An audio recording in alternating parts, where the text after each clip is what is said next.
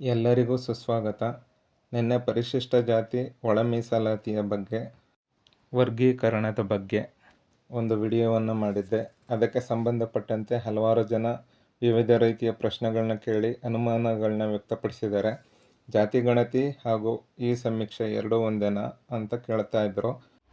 ಯಾವ ಪ್ರಶ್ನೆಗಳನ್ನ ಕೇಳ್ತಾರೆ, ಯಾವ ಸಿದ್ಧತೆಯನ್ನು ಮಾಡ್ಕೋಬೇಕು ಅಂತ ಕೇಳಿದ್ರಿಂದಾಗಿ ಸಂಕ್ಷಿಪ್ತವಾಗಿ ಈ ಸಮೀಕ್ಷೆಯ ಬಗ್ಗೆ ಮಾಹಿತಿ ನೀಡೋದಕ್ಕಾಗಿ ಈ ವಿಡಿಯೋವನ್ನು ಮಾಡ್ತಾ ಇದ್ದೀನಿ. ತಾವೆಲ್ಲರೂ ಸಂಪೂರ್ಣವಾಗಿ ಈ ವಿಡಿಯೋವನ್ನು ನೋಡಿ ಆನಂತರ ಕಾಮೆಂಟ್ ಮಾಡಿ.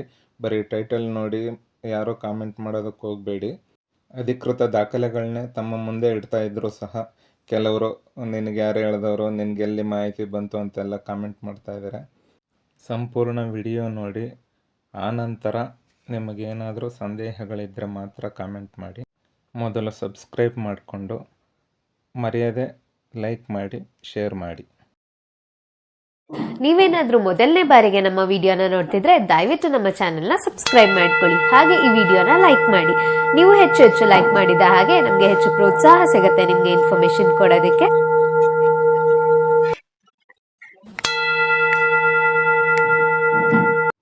ದಿನಪತ್ರಿಕೆಯಲ್ಲಿ ಬಂದಿರುವಂತೆ ಜಾತಿ ಗಣತಿ ಎಂದರೆ ಸಾಮಾಜಿಕ, ಆರ್ಥಿಕ ಹಾಗೂ ಶೈಕ್ಷಣಿಕ ಗಣತಿಯ ವರದಿ.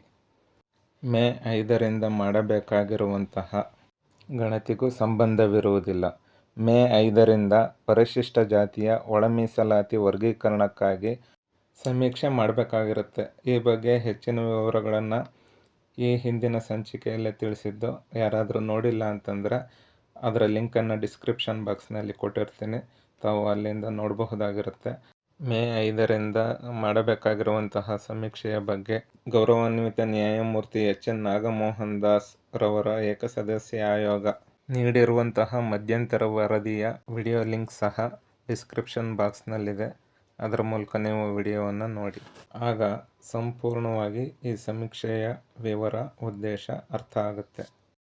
ಈಗ ಗಣತಿಗೆ ಸಂಬಂಧಿಸಿದಂತೆ ಈ ಮೊಬೈಲ್ ಅಪ್ಲಿಕೇಶನನ್ನು ಹೇಗೆ ಬಳಸೋದು ನೋಡೋಣ ಬನ್ನಿ. ಈಗಾಗಲೇ ಇದ್ರ ಬಗ್ಗೆ ಸಂಕ್ಷಿಪ್ತವಾಗಿ ಏನೇ ತಿಳ್ಕೊಂಡಿದ್ದೀವಿ. ಮೊದಲು DC ಅಥವಾ ZPCEO ರವರಿಗೆ ಒಂದು ಲಾಗಿನ್ ಕೊಟ್ಟಿರ್ತಾರೆ. ಅವರ ಲಾಗಿನ್ ಮೂಲಕ ಎಲ್ಲ ಪೋಲಿಂಗ್ ಸ್ಟೇಷನ್ಗಳ ಗಣತಿದಾರರನ್ನು ಹಾಗೂ ಮೇಲ್ವಿಚಾರಕರನ್ನು ನೋಂದಣಿ ಮಾಡ್ತಾರೆ. ಅದಕ್ಕೆ ಅವರ ಫೋನ್ ನಂಬರನ್ನು ಬಳಸಿರ್ತಾರೆ.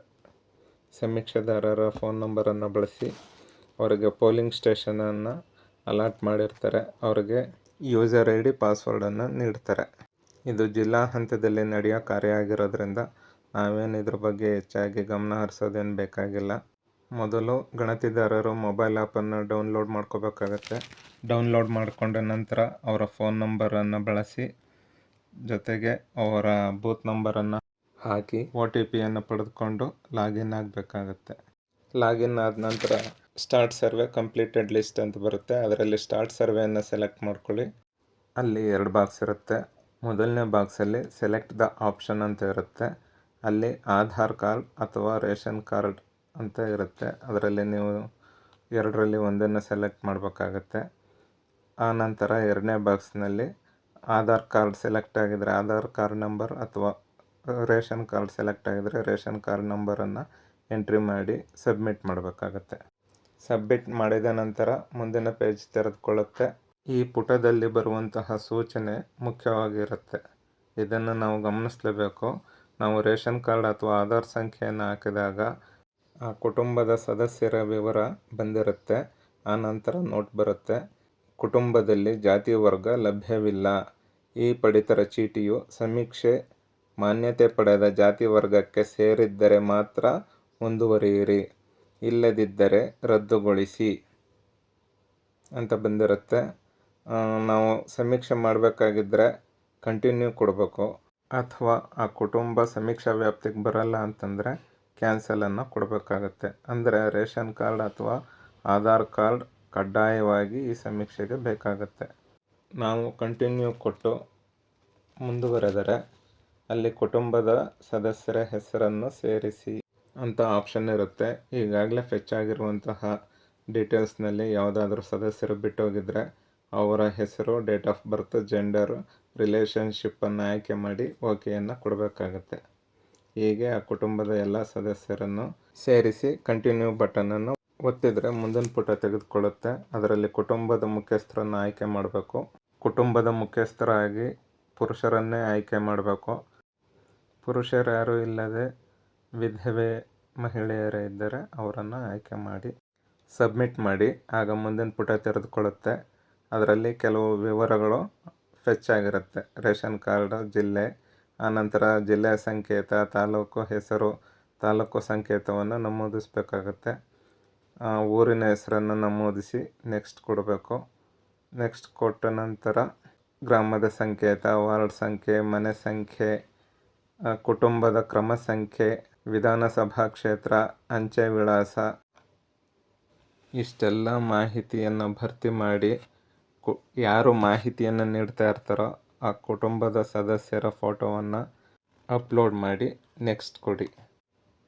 ಆನಂತರ ಕುಟುಂಬದ ಎಲ್ಲ ಸದಸ್ಯರನ್ನು ಹೀಗೆ ಸಮೀಕ್ಷೆ ಮಾಡಬೇಕು. ಅವರ ಕುಟುಂಬದ ಮುಖ್ಯಸ್ಥರೊಡನೆ ಇರುವಂತಹ ಸಂಬಂಧವನ್ನು ನಮೂದಿಸಿ ಪ್ರತಿಯೊಬ್ಬರ ಜಾತಿಯನ್ನು ನಮೂದಿಸಬೇಕು. ತಂದೆಗೆ ಯಾವ ಜಾತಿಯನ್ನು ನಮೂದಿಸಿರ್ತೀರೋ ಅದೇ ಜಾತಿಯನ್ನು ಮಕ್ಕಳಿಗೂ ನಮೂದಿಸಬೇಕು. ಆದರೆ ಹೆಂಡತಿ, ಸೊಸೆ ಇವರಿಗೆ ಜಾತಿ ಬದಲಾಗುವ ಅವಕಾಶಗಳಿರುತ್ತೆ. ಅವರು ಯಾವ ಜಾತಿಯನ್ನು ಹೇಳ್ತಾರೋ ಅದನ್ನು ನಮೂದಿಸಿ ನೆಕ್ಸ್ಟ್ ಬಟನ್ ಕ್ಲಿಕ್ ಮಾಡಿದರೆ ಈ ಸಮೀಕ್ಷೆಯ ಹೃದಯ ಭಾಗ ಅಂತಲೇ ಹೇಳ್ಬೋದು. ಅಷ್ಟೊಂದು ಪ್ರಾಮುಖ್ಯತೆಯನ್ನು ಪಡೆದಿದೆ. ಉಪಜಾತಿಯ ಬಾಕ್ಸ್ ಓಪನ್ ಆಗುತ್ತೆ. ಇಲ್ಲಿ ಕಡ್ಡಾಯವಾಗಿ ಅಲ್ಲಿರುವಂತಹ ಉಪಜಾತಿಯನ್ನು ಆಯ್ಕೆ ಮಾಡಬೇಕು. ಆನಂತರ ನೆಕ್ಸ್ಟ್ ಬಟನ್ ಕ್ಲಿಕ್ ಮಾಡಿದರೆ ಆಧಾರ್ ಕಾರ್ಡ್ ಅಥವಾ ರೇಷನ್ ಕಾರ್ಡಿಂದ ಇನ್ನಿತರ ಸದಸ್ಯರ ಏಜ್, ಸೆಕ್ಸ್, ಆಧಾರ್ ನಂಬರ್ ಎಲ್ಲ ಆಟೋ ಫೆಚ್ ಆಗಿರುತ್ತೆ. ಹೊಸದಾಗಿ ಯಾರಾದರೂ ಸದಸ್ಯರನ್ನು ಸೇರಿಸಿದರೆ ಅವರ ವಿವರವನ್ನು ಸಮೀಕ್ಷೆದಾರರೇ ಭರ್ತಿ ಮಾಡಬೇಕಾಗತ್ತೆ.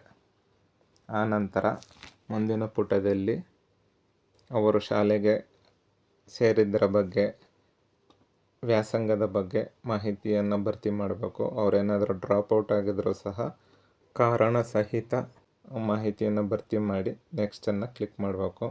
ನೆಕ್ಸ್ಟ್ ಪೇಜ್ನಲ್ಲಿ ಅವರ ವೈವಾಹಿಕ ಸ್ಥಿತಿಗತಿಯನ್ನು ನಮೂದಿಸಬೇಕು. ಮದುವೆ ಆಗಿದ್ದರೆ ಎಷ್ಟನೇ ವಯಸ್ಸಿಗೆ ಮದುವೆ ಆದರು ಅನ್ನೋದನ್ನು ಸಹ ಅಲ್ಲಿ ನಮೂದಿಸಬೇಕು. ನೆಕ್ಸ್ಟ್ ಬಟನನ್ನು ಕ್ಲಿಕ್ ಮಾಡಿ. ಆನಂತರ ಕೆಲವು ಪ್ರಶ್ನೆಗಳು ಇರುತ್ತೆ. ಆ ಪ್ರಶ್ನೆಗಳನ್ನ ಅವ್ರನ್ನ ಕೇಳಬೇಕು. ಆ ಪ್ರಶ್ನೆಗಳು ಏನಂದರೆ, ವ್ಯಾಸಂಗ ಮಾಡುವಂತಹ ಸಂದರ್ಭದಲ್ಲಿ ಅವರು ಪಡೆದಂತಹ ಸೌಲಭ್ಯಗಳು, ಹಾಸ್ಟೆಲ್ನಲ್ಲಿದ್ದರೆ ಅಥವಾ ವಿದ್ಯಾರ್ಥಿ ವೇತನವನ್ನು ಪಡಿತಾ ಇದ್ದರೆ, ಹೀಗೆ ಅಲ್ಲೇ ಮಾಹಿತಿಗಳೆಲ್ಲ ಇರುತ್ತೆ. ಆ ಪ್ರಶ್ನೆಗಳನ್ನ ಕೇಳುತ್ತಾ ಅದರ ಉತ್ತರವನ್ನು ನಮೂದಿಸಿ ನೆಕ್ಸ್ಟ್ ಕೊಡಬೇಕು. ಅವರು ಕೆಲಸವನ್ನು ಮಾಡ್ತಾಯಿದ್ರೆ ಯಾವ ಕೆಲಸ, ಸರ್ಕಾರಿನ, ಅರೆ ಸರ್ಕಾರಿನ, ಖಾಸಗಿನ, ಈ ರೀತಿ ಅದನ್ನು ನಮೂದಿಸಬೇಕು. ಅವರ ಕೆಲಸದ ಸ್ಥಿತಿಗತಿಯನ್ನು ನಮೂದಿಸಬೇಕು. ಸರ್ಕಾರಿ ಉದ್ಯೋಗದಲ್ಲಿದ್ದರೆ ಮಾಸಿಕ ಆದಾಯವನ್ನು ನಮೂದಿಸಬೇಕು. ಹೀಗೆ ಕುಟುಂಬದ ಸದಸ್ಯರ ಎಲ್ಲರ ವೇತನವನ್ನು ಅಲ್ಲಿ ನಮೂದಿಸಬೇಕು.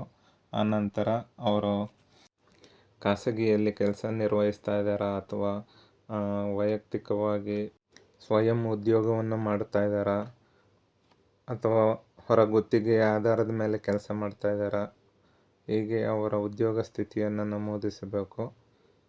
ಆ ಕುಟುಂಬದ ಮೂಲ ಕಸುಬು ಯಾವುದು ಅದನ್ನು ಸಹ ನಮೂದಿಸಬೇಕು. ಮೂಲ ಕಸುಬನ್ನು ಮುಂದುವರಿಸ್ತಾ ಇದ್ದಾರೋ ಇಲ್ಲವೋ ಅದನ್ನು ಸಹ ವಿಚಾರಿಸಿ ನಮೂದನ್ನು ಮಾಡಬೇಕು. ರಾಜಕೀಯ ಪ್ರಾತಿನಿಧ್ಯ ಹೊಂದಿದರೆ, ಅವರು ಮಾಜಿಯಾಗಿದ್ದರೆ, ಪ್ರಸ್ತುತ ಅಧಿಕಾರದಲ್ಲಿದ್ದರೆ, ನಿಗಮ ಮಂಡಳಿಗಳಲ್ಲಿ ನೇಮಕ ಆಗಿದ್ದರೆ ಅದನ್ನು ನಮೂದಿಸಬೇಕು. ಹೀಗೆ ಎಲ್ಲ ವಿವರಗಳು ನೆಕ್ಸ್ಟ್ ಬಟನನ್ನು ಒತ್ತಿದಾಗ ಆಪ್ಷನ್ಗಳು ಬರುತ್ತೆ. ಅದನ್ನು ಸೆಲೆಕ್ಟ್ ಮಾಡಿ ಅವರನ್ನು ಪ್ರಶ್ನೆ ಕೇಳಿ ಅವರು ನೀಡಿದಂತಹ ಉತ್ತರವನ್ನು ನಮೂದಿಸಿ ಅಂತಿಮವಾಗಿ ಸಬ್ಮಿಟ್ ಬಟನನ್ನು ಕೊಡಿ. ಆನಂತರ ಮುಂದಿನ ಪ್ರಶ್ನೆಯ ಪುಟ ತೆರೆದುಕೊಳ್ಳುತ್ತೆ. ಅದರಲ್ಲಿ ಜಮೀನಿನ ವಿವರವನ್ನು ನಮೂದಿಸಬೇಕು. ಜಮೀನು ಪಿತ್ರಾರ್ಜಿತವಾಗಿ ಬಂತೋ, ಖರೀದಿ ಮಾಡಿದ್ರೋ, ದಾನ ಬಂತೋ, ಅಥವಾ ಇನಾಮಾಗಿ ಮಂಜೂರಾತಿ ಆಯಿತೋ ಅಥವಾ ಇತರೆಯಿಂದ ಬಂತೋ ಅನ್ನೋದನ್ನ ನಮೂದಿಸಬೇಕು. ಆನಂತರ ಆ ಜಮೀನಿನ ಮೇಲೆ ಪಡೆದಂತಹ ಸಾಲ, ಸಹಾಯಧನ ಇತ್ಯಾದಿ ವಿವರಗಳನ್ನು ನಮೂದಿಸಬೇಕು. ಅವರು ಸಾಲ ಮಾಡಿದರೆ ಸಾಲ ಯಾವ ಉದ್ದೇಶಕ್ಕಾಗಿ ಮಾಡಿದ್ರು, ಆ ಸಾಲವನ್ನು ಎಲ್ಲಿಂದ ಪಡೆದ್ರು ಆ ವಿವರವನ್ನು ನಮೂದಿಸಿದರೆ ಮುಂದಿನ ಪುಟ ತೆರೆದುಕೊಳ್ಳುತ್ತೆ. ಅದರಲ್ಲಿ ಆ ಕುಟುಂಬದ ಸ್ಥಿರ ಮತ್ತು ಚರಾಸ್ತಿಗಳ ಎಲ್ಲ ವಿವರವನ್ನು ನಮೂದಿಸಬೇಕು. ಆನಂತರ ಅವರ ನಿವೇಶನ ಲಭ್ಯತೆಯ ಬಗ್ಗೆ, ಮೂಲಭೂತ ಸೌಕರ್ಯಗಳ ಬಗ್ಗೆ, ಅವರಿಗೆ ದೊರೆತಿರುವ ಬಗ್ಗೆ ಮಾಹಿತಿಯನ್ನು ನಮೂದಿಸಬೇಕು. ಆನಂತರ ಆ ಕುಟುಂಬ ಯಾವುದಾದ್ರೂ ಸಂಸ್ಥೆ ಅಥವಾ ಘಟಕಗಳನ್ನ ಸ್ಥಾಪಿಸಿದೆಯಾ ಅಂತ ಕೇಳಬೇಕು. ಶಾಲಾ, ಕಾಲೇಜು, ಈ ರೀತಿ ಯಾವುದಾದ್ರೂ ಒಂದು ಸಂಸ್ಥೆ. ಆನಂತರ ಸಾಮಾಜಿಕವಾಗಿ ಎಲ್ಲಾದರೂ ತಾರತಮ್ಯವನ್ನು ಎದುರಿಸಿರೋದ್ರ ಬಗ್ಗೆ ಡ್ರಾಪ್ ಡೌನ್ ಬಾಕ್ಸಲ್ಲಿ ಕಾರಣವನ್ನು ಆಯ್ಕೆ ಮಾಡಿ ಸಲ್ಲಿಸಬೇಕಾಗತ್ತೆ. ಇದಿಷ್ಟು ಆದ ನಂತರ ಮೊಬೈಲ್ ನಂಬರ್ ಎಂಟ್ರಿ ಮಾಡಿ OTP ಪಡೆದು ಅವರ ಸಹಿಯನ್ನು ಪಡೆದು ಫೋಟೋವನ್ನು ತೆಗೆದು ಅಪ್ಲೋಡ್ ಮಾಡಿ ಸಬ್ಮಿಟ್ ಅನ್ನೋ ಬಟನನ್ನು ಒತ್ತಿದರೆ ಆ ಕುಟುಂಬದ ಸಮೀಕ್ಷೆ ಮುಗಿದಂತೆ. ಆನಂತರ ಇದೇ ರೀತಿಯಲ್ಲಿ ಸೂಪರ್ವೈಸರ್ ಅವರು ಮೊಬೈಲ್ ಆ್ಯಪನ್ನು ಡೌನ್ಲೋಡ್ ಮಾಡಿಕೊಂಡು ಲಾಗಿನ್ ಪುಟದಲ್ಲಿ ಅವರ ರೋಲ್ ಸೂಪರ್ವೈಸರನ್ನು ಸೆಲೆಕ್ಟ್ ಮಾಡಿ ಅವರ ಕ್ಷೇತ್ರವನ್ನು ಆಯ್ಕೆ ಮಾಡಿ OTPಯನ್ನು ನಮೂದಿಸಿ ಸಬ್ಮಿಟ್ ಮಾಡಿದರೆ ಅವರ ಡ್ಯಾಶ್ಬೋರ್ಡ್ ಓಪನ್ ಆಗುತ್ತೆ. ಆ ಡ್ಯಾಶ್ಬೋರ್ಡ್ನಲ್ಲಿ ಪೆಂಡಿಂಗ್ ಲಿಸ್ಟ್ ಇರುತ್ತೆ. ಅದರ ಅನ್ವಯ ಅವರು ಕಾರ್ಯವನ್ನು ನಿರ್ವಹಿಸಬೇಕಾಗತ್ತೆ. ಇದಿಷ್ಟು ಸಂಕ್ಷಿಪ್ತ ವಿವರ. ನಿಮ್ಮ ಮಾಹಿತಿಗಾಗಿ ಮಾತ್ರ ತರಬೇತಿಯಲ್ಲಿ ಸೂಚಿಸಿರುವಂತೆ ಸಮೀಕ್ಷಾ ಕಾರ್ಯವನ್ನು ನಿರ್ವಹಿಸಿ. ವಿಡಿಯೋ ಸ್ಕಿಪ್ ಮಾಡದೆ ಕೊನೆವರೆಗೂ ನೋಡಿ. ಮತ್ತು ನೀವಿನ್ನೂ ನಮ್ಮ ಚಾನಲ್ಗೆ ಸಬ್ಸ್ಕ್ರೈಬ್ ಆಗಿಲ್ಲ ಅಂದರೆ ಫಸ್ಟು ಸಬ್ಸ್ಕ್ರೈಬ್ನ ಮಾಡ್ಕೊಳ್ಳಿ. ವಿಡಿಯೋ ನೋಡ್ತಿರೋ ಬಟ್ ಸಬ್ಸ್ಕ್ರೈಬ್ನ ಮಾಡ್ಕೊಳ್ಳೋದಿಲ್ಲ. ಸೊ ಸಬ್ಸ್ಕ್ರೈಬ್ನ ಮಾಡಿಕೊಂಡು ಪಕ್ಕದಲ್ಲಿರುವಂಥ ಬೆಲ್ ಬಟನನ್ನು ಪ್ರೆಸ್ ಮಾಡಿ ಆಲ್ನ ಸೆಲೆಕ್ಟ್ ಮಾಡಿ. ನಾನು ಯಾವುದೇ ಹೊಸ ವಿಡಿಯೋ ಅಪ್ಲೋಡ್ ಮಾಡಿದ್ರು ನಿಮಗೆ ನೋಟಿಫಿಕೇಷನ್ ಆಗಿ ಬರುತ್ತೆ.